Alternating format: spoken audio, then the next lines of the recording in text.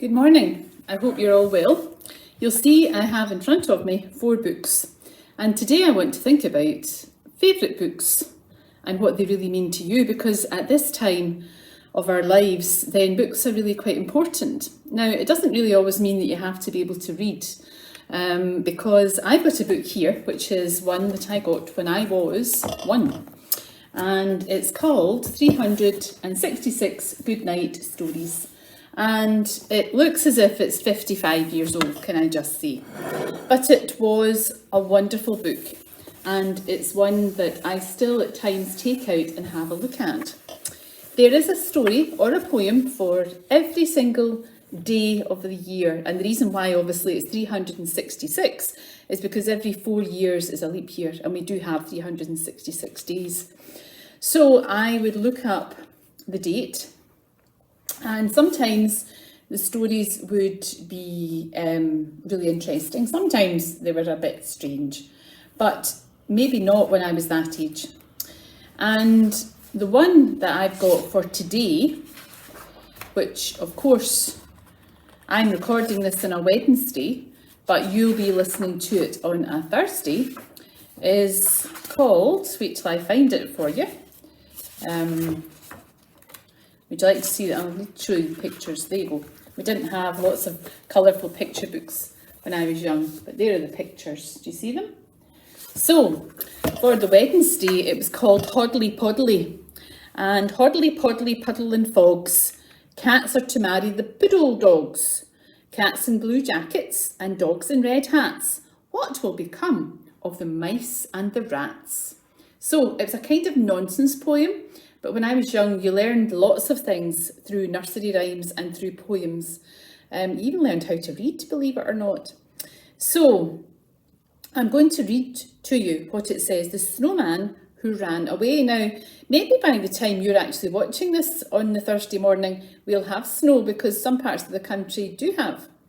So here we go. The children had made a fine snowman with 2 buttons for eyes and the end of a carrot for a nose. They stuck an old pipe in his mouth and an old hat on his head. Then they went indoors to tea. My, what a fine fellow I am, said Snowman proudly. Woof, woof, you're a silly old snowman, barked Tinker the little terrier. You can't run around and jump about as I can. See? Tinker leapt into the air and ran 3 times round Snowman, yapping scornfully. Oh dear me, murmured Snowman, that is true. I can neither run nor jump. I can do nothing but stand here pretending to smoke my pipe and looking pleased with myself. When the moon came out, he said, Please can you make me run like Tinker the Terrier? Oh no, replied the moon, I cannot make you run, but I can make you shine and sparkle with my silver light. Oh dear, sighed Snowman, that is no use. I don't want to shine and sparkle. I just want to run. Soon Jack Frost came along, and Snowman asked, Please will you help me to run like Tinker the Terrier? Help to make you run? Laughed Jack Frost. Oh dear, no. I shall not make you run. I shall turn your fingers into icicles and freeze your hat fast to your silly old head. And Snowman was soon frozen faster than ever. Next morning, Tinker came out. Woof, woof, he barked. The children will not want to play with you if you can't run as I do. Then the sun came out. Dear sun, can you help me to run? Begged Snowman. Why, of course I can, laughed the sun. He poured his hot rays on Snowman until his fingers went drip, drip, drip. Now you're running right away, he said. Snowman ran and ran until he'd almost melted away. And when the children came to play with him, there was nothing left but a blob of soft white snow. Oh dear, our snowman has run away. Woof, woof, barked Tinker. So, a bit of a strange story, but still nonetheless one to make you think. Maybe you've got to be careful about what you really wish for. Another book which I really like is this one, which is called Wonderful Earth. And I'm not going to read it to you today, but I probably will one of the days. But it talks about the importance of the earth, and it talks about it, the importance of it, because God created it, and about how important it is that we look after it. So I really like this one, and very often when I would have a new class every August, this is one of the first books that I would read to them, so that they all knew that our world was important, but also that they were important, and they were important to me. So one day I'll read to you my wonderful Earth book.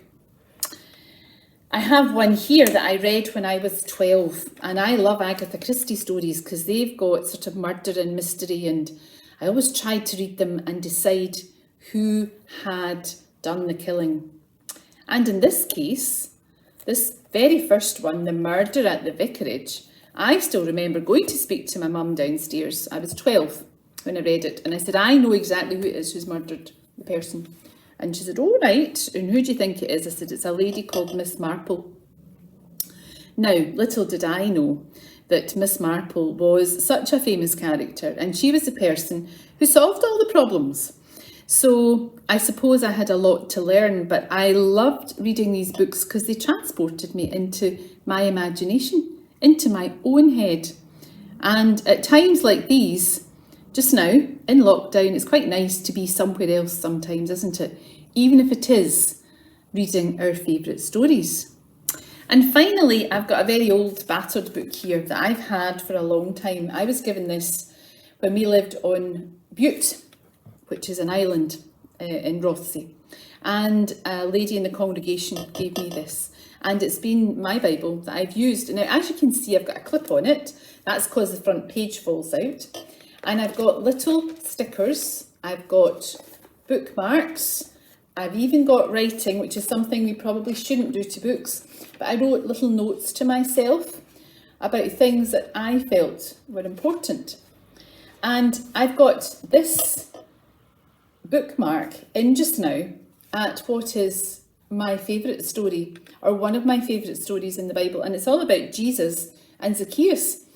And I'm sure some of you already know that, and that's going to be my story for next Tuesday. So please tune in, and in the meantime, think about, do you have a favourite book? Do you read it in the bath? Do you read it somewhere in the house?